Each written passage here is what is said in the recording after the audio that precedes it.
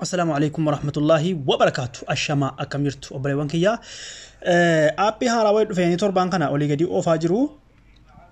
Argaa jirtani aappiin kun garuu uffata alaabaa uffata suuraa namaallee ofirratti jijjiiruu dandeessan. Amma kun alaabaa Oromooti. Kun alaabaa Itoophiyaati. Muummicha ministeeraa jechuudha. Kunoo alaabaa Itoophiyaa Shimallisiin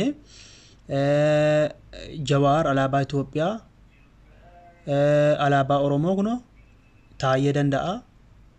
Akkuma argaa jirtan haala kanatti itti hin bareeda garuu haala kanatti itti jijjiiruu hin dandeessan jechuudha. Akkana mee aappii kana isin agarsiisaa karaa qal'aalee itti jijjiirrachuu hin dandeessanii. Dabalataan immoo Oromoon hundi keessanuu Twitter irratti hiriira lafaa miti. Twitter irratti bahu warroonni Twitter banattanii hin jirre. Warri banattanii irratti gara Twitter deema. Warri immoo banattanii hin bananne Twitter akkasiin banattanu isin agarsiisa. Kanaafuu Twitter irratti hiriira jira. Inshallah viidiyoo isiniif waraaba.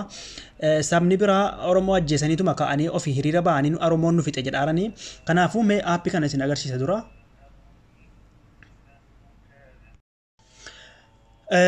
Kunooti aappii yoo buufachuutan pilaastoora ilaa buufattanii dhiifama biyyoo xiqqoo bilbila kiyya rakkoo qaba. Kanaafuu aappii kunoo pilaastoora ilaa buufattanii kunoo aappii isa kana pilaastoora ilaa buufattanii ooppiin gootanii seentanii.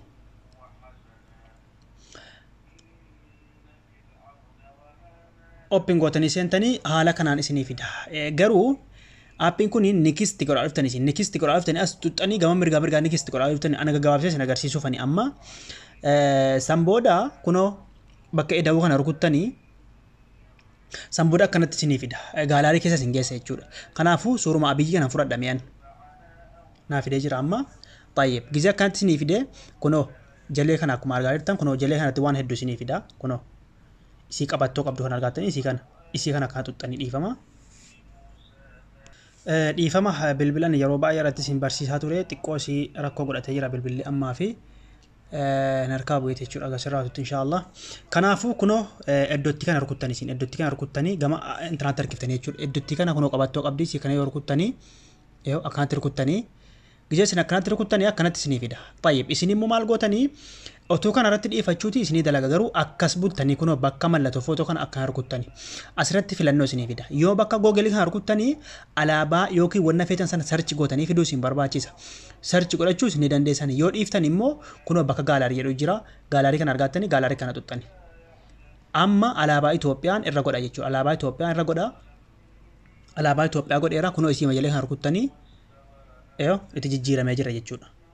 Kanaafuu itti bareechuudhaaf immoo kunoo sarara jirti asirra sararratti kana akkana harkiftanii akkana ibsitanii gizeenni itti bareedee jedhe kalas dhiiftanii kunoo isii jalee kana akkana rukuttan kunoo kunoo raayitii kana argattanii raayitiitti kana akkana rukuttanii sana booda kunoo gaara gubbaa jirti mallattoon daawuloodii akkana rukuttanii kalas isinii bu'eera jechuudha. Kana fakkaata bilbilli kiyya qorakkoo qabaa akkuma argaa jirtan maksuuraadha. Kanaafuu haga sirreeffadhee dhufutti viidiyoo iskiriinis waraaba.